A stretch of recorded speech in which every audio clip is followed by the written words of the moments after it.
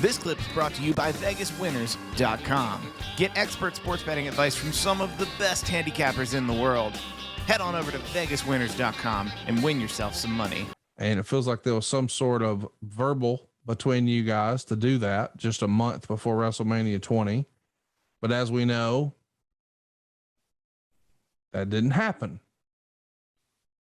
So what happened? We both went our separate ways because he went back. Didn't he do the Hall of Fame?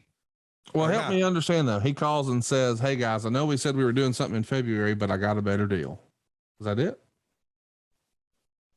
That's a good question to recall. I know that when the knee came up, we all moved on and said, "When you're ready to do business, call us. We're going on about our way." You know, we got out on the dance floor with you and didn't quite dance, but we at least sort of halfway got on there. But when you're ready to dance, you come get us and we'll formally accept. Because there was it was what it was. He went his way and we went our way. So, but there was never any, okay, let's pay it off. I mean, it feels like, hey, we're doing business. We got a plan, but then literally he tweaks his knee, gets a surgery, and you guys say, piss on it. We didn't say piss on it. It's just because remember from the beginning, Jimmy called us and started the courtship, if you will. And we got going down that road and let's see where it takes us. And then he had knee surgery and I saw him with a hurt knee. Now, all of a sudden we're talking January and Dome Show in February. We left it. Hulk, when you're ready to do business, let us know. We're not going to chase you. You come back and tell us. He never called us back.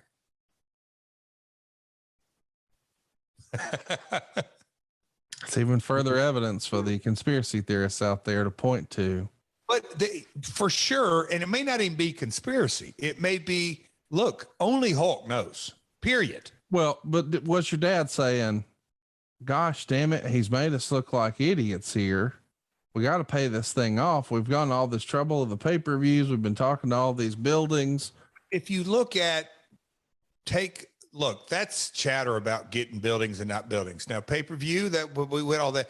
At the end of the day, Jeff Jarrett, the face of the brand, went over and kicked Hulk Hogan's ass. Okay, move on. Next. Any regrets in doing it this? Don't skip over that there, journalist. What? No, I heard what I heard what you said. Okay. And I'm sure on the heels of that, y'all got a big TV deal and made tens of millions of dollars and everybody lived happily ever after.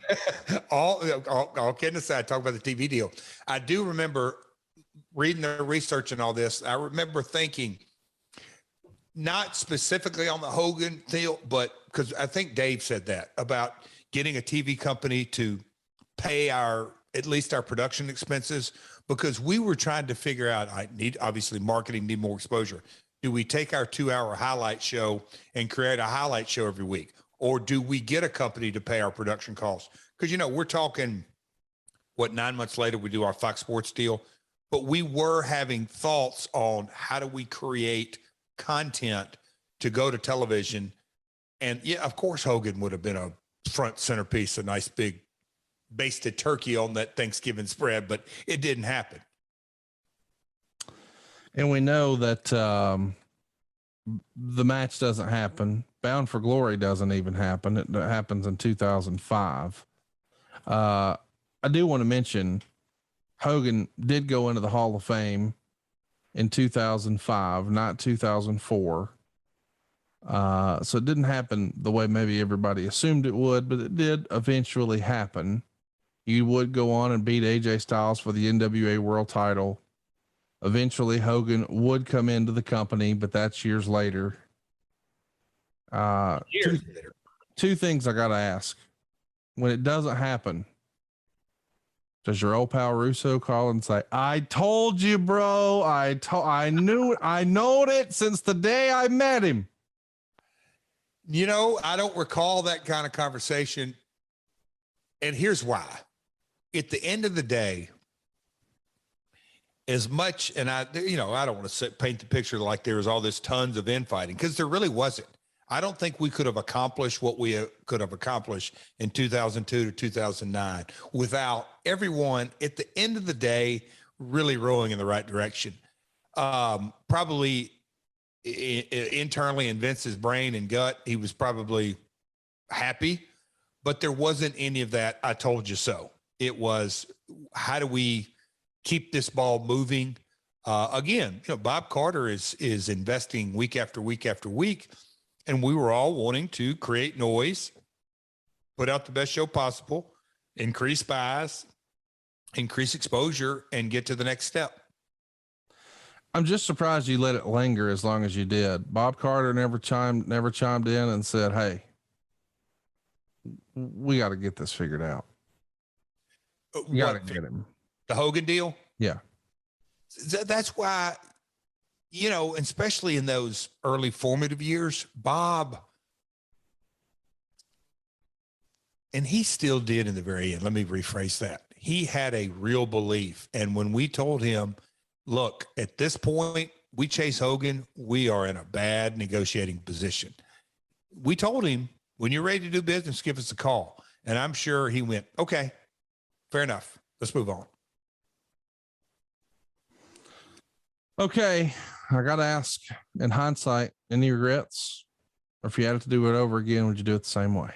You asked me that in different shapes and short. I could pick, look, you definitely know. I could pick apart even my most successful decisions, just so many different ways, and all the screw ups and mess ups I've done over the years. And should we have maybe got a deal memo signed? Sure. Should we have probably at least, look, in my development of a business mind, patience is something that, over the years, Conrad, but it's especially the last couple of years, I've learned that patience is an action. You just don't, I'm just going to sit back and chill. No, it takes deliberate, very much deliberate thought to say, I'm going to be patient. I'm not going to rush this. I'm going to methodically think this through. And for today, I'm not going to enforce my will or try to make this happen or manipulate that or codge this or make this call or that. I'm just going to let sort of things develop on their own. If there's a regret, maybe just pump the brakes and say, Hulk, let's figure this out for February. Let's figure this out for WrestleMania season. Let's look at this at March, and let's make this courtship go from courting each other to dating, and from dating to maybe get engaged. And then we'll be, a real serious relationship. And then we'll get married on our big grand, in WrestleMania season. So the regret may be not having patience, but as a business person, Conrad, that you hit the big 4-0 this year, are you a more patient man at 40 than you were 30? Oh, much so. It's just amazing how, if our older business mind could get into our young business, life doesn't happen that way. And boy, I wish it did, because learning just that little nugget, that patience is truly an action, man, you can reap so much benefit from that. All right, let's run a timeout right now and give you a heads up. Attention, sports bettors. Has anyone ever given you $1,000 before? Well, Jeff, our guest at this time, is trying to do just that. Welcome to the program, the king of Vegas sports gambling and America's odds maker. It's Wayne Allen Root. Wayne, how are you? Hey, Conrad. Hey, Jeff. I'm not trying to give you $1,000 free. I'm giving you $1,000 free at vegaswinners.com. That's my website. And I know so many people in the wrestling world love to bet on football. It's an American pastime. It's now legal in most states, a majority of American states. And guys love to bet on football. But I know people get skeptical and cynical. So even though I'm the best in the world, the media calls me the king of Vegas sports gambling, even though I've assembled the best team ever, 21 great sports handicappers at vegaswinners.com, and you have 21 heroes to choose from who all are very good at what they do, I still wanted to give away $1,000 in free winners at vegaswinners.com to make everybody come, register, and do their thing. Yeah, it seems like you've got it all over at vegaswinners.com. You've got free picks, you've got the best bets, and you're doing it every single day, not just yourself, but 21 champion sports betting experts. Dude, this feels like a deal that's too good to be true. It's fully automated. It's completely private. You'll never even speak to anyone. So go check it out. Get $1,000. Are you listening to that? It's vegaswinners.com. Just log on to vegaswinners.com. That's vegaswinners.com. What about the Carters here? Are you dialing them up on the cell phone and handing the phone over to Hulkster and letting him chat them up? I mean, I'm a little surprised that Bob didn't want to tag along. What was their involvement here in this initial meeting at Hulk's house? We really had, again, we're, less than a year of closing. We closed in October of 2002, November of 2002, right? We'll say October. So less than a year in, that it was just a different relationship. And, obviously we Dixie, we told her the strategy and all that, but there was no, and look, Bob was blowing and going. And by 2003, I don't know if Frank Dickerson, who was the Panda exec, was in town yet, or Chris Sobel, or what sort of the Panda executive point person was during this time. But no, Bob was well aware that we were going to, it was like day one of how are we going to craft a deal. That me and my father knew we had a huge mountain to climb to create a partnership, but it was worth going down this road if we could do it. And what we were going to lose, there was nothing to lose. I mean, the word get out that TNA and Hogan are talk, there's no downside to that. It's chatter. Hey, it's Conrad Thompson. Thanks for checking out the podcast here on YouTube. Be sure to hit the subscribe button and the notifications bell so you get a notice anytime we upload some new content. And go save yourself some money right now.